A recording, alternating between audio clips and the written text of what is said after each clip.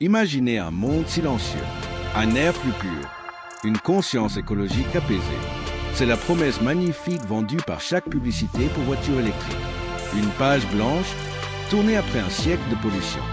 Le sauveur à 4 roues, propulsé par des électrons propres. Mais comme souvent, derrière le conte de fait marketing se cache une réalité bien plus complexe. Et parfois, bien plus sombre. Bienvenue dans une enquête que certains préféraient peut-être que vous ne voyez pas en entier.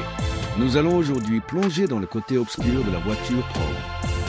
Attention, ceci n'est pas un réquisitoire contre le progrès, ni un plaidoyer pour le retour au moteur à essence. C'est une exploration, aussi objective que possible, des cicatrices cachées de cette révolution. Nous allons parler d'extraction minière, d'électricité sale et de montagnes de déchets que personne ne veut voir. Parce que pour faire un choix éclairé, il faut regarder la vérité en face, même si elle est inconfortable.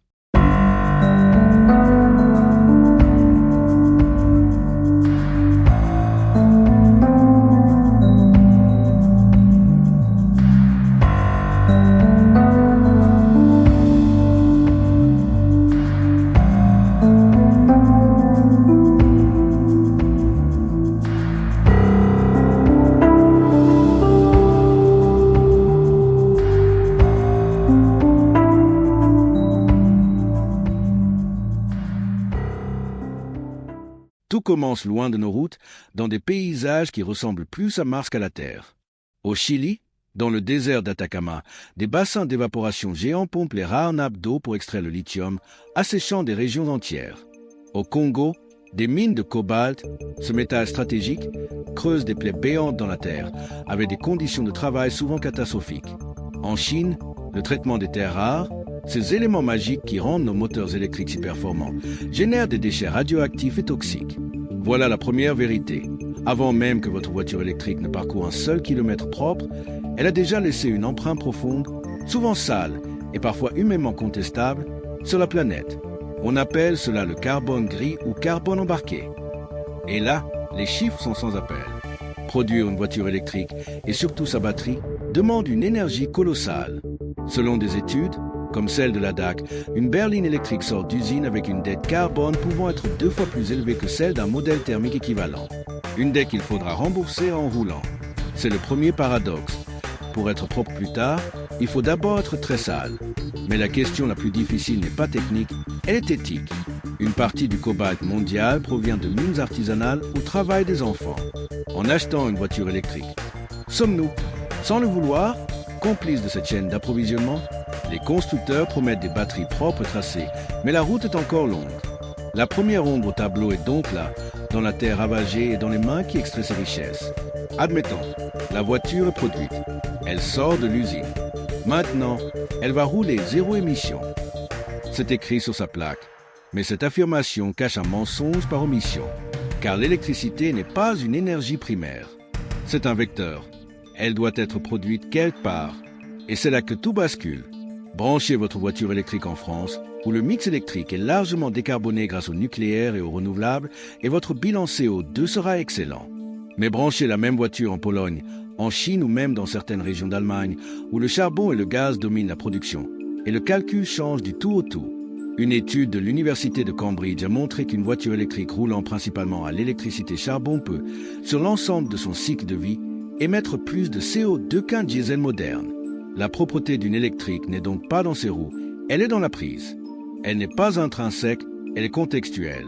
C'est le deuxième grand paradoxe. Et puis arrive l'épineuse question que tout le monde repousse. Que fait-on de la batterie quand elle arrive en fin de vie, après 8 ou 10 ans? Cette merveille technologique de plusieurs centaines de kilos devient un déchet toxique et dangereux. Le recyclage existe, mais il est aujourd'hui complexe, coûteux et énergivore. On parvient à récupérer certains métaux comme le cobalt ou le nickel, mais le processus est loin d'être circulaire à 100%. Beaucoup parlent de seconde vie pour ces batteries en les utilisant comme stockage stationnaire pour des énergies renouvelables. C'est une bonne idée, mais temporaire. Elle ne fait que repousser le problème de quelques années. La réalité, c'est que nous sommes en train de créer, en silence, une bombe à retardement écologique. Des millions de tonnes de batteries usagées dont personne ne sait vraiment quoi faire à grande échelle. Le rêve d'une mobilité propre bute sur le mur du déchet ultime. Alors, l'électrique est-il une impasse? La réponse n'est ni noire ni blanche. Elle est dans une courbe. la fameuse courbe de rentabilité écologique. Reprenons, une électrique naît avec une grosse dette carbone. Mais à chaque kilomètre parcouru, ses émissions d'utilisation sont très faibles, surtout avec une électricité propre. À un moment donné, les lignes se croisent. Elle rembourse sa dette et devient, mathématiquement, plus vertueuse qu'une thermique qui, elle, pollue à chaque plein. Cette barre symbolique se situe, selon les études et le mix énergétique, entre 30 000 et 100 000 km. En France, avec notre électricité, le bénéfice est net et assez rapide. L'électrique est donc, sur son cycle de vie complet dans un contexte favorable, une amélioration incontestable. C'est une solution de compromis. Imparfaite, mais nécessaire. Mais voici le troisième et peut-être plus grand paradoxe. Au moment même où nous adoptons cette technologie pour sauver la planète, nous la détournons de son but. Regardez le marché. Il est envahi de SUV électriques monstrueux, de pick-up de 3 tonnes, de berlines hyperpuissantes. Pour déplacer ces mastodontes, il faut des batteries toujours plus grosses, plus lourdes, plus gourmandes en ressources rares.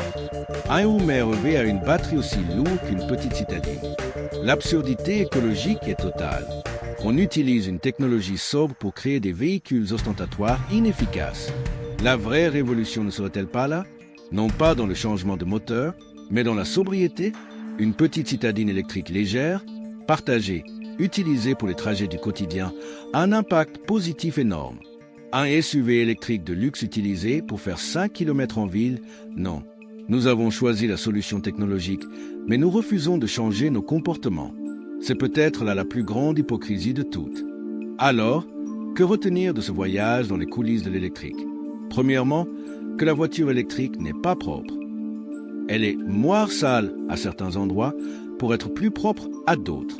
C'est une technologie de transition, un moindre mal nécessaire dans un monde qui doit décarboner d'urgence. Deuxièmement, que son bilan dépend entièrement de deux choses, une électricité bas carbone et un recyclage efficace à grande échelle. Sans cela, nous ne faisons que déplacer le problème. Enfin, et c'est le plus important, que le véritable ennemi n'est pas le moteur à essence. C'est notre frénésie de déplacement individuel dans des véhicules toujours plus gros et plus lourds. L'objectif final ne devrait pas être de remplacer 40 millions de voitures thermiques par 40 millions de voitures électriques. Ce devrait être de repenser la mobilité dans son ensemble, moins de voitures, plus légères, plus partagées, complétées par les transports en commun et des mobilités douces. La voiture électrique n'est pas la fin de l'histoire. C'est un chapitre, probablement indispensable, mais qui ne prendra son sens que si nous en écrivons le suivant avec plus de sagesse. Elle n'est pas la solution. Elle fait partie de la solution, à condition de ne pas tout attendre d'elle. Et vous, où placez-vous le curseur? L'électrique est-elle une étape obligée ou une fausse bonne idée? Le débat est ouvert et crucial. Partagez votre avis en commentaire. C'est cette discussion collective qui fera avancer les choses. Si cette plongée dans les nuances vous a intéressé, aimez cette vidéo, elle aidera à diffuser cette réflexion. Et abonnez-vous à notre chaîne Allomoteur pour ne manquer aucun de nos prochains dossiers.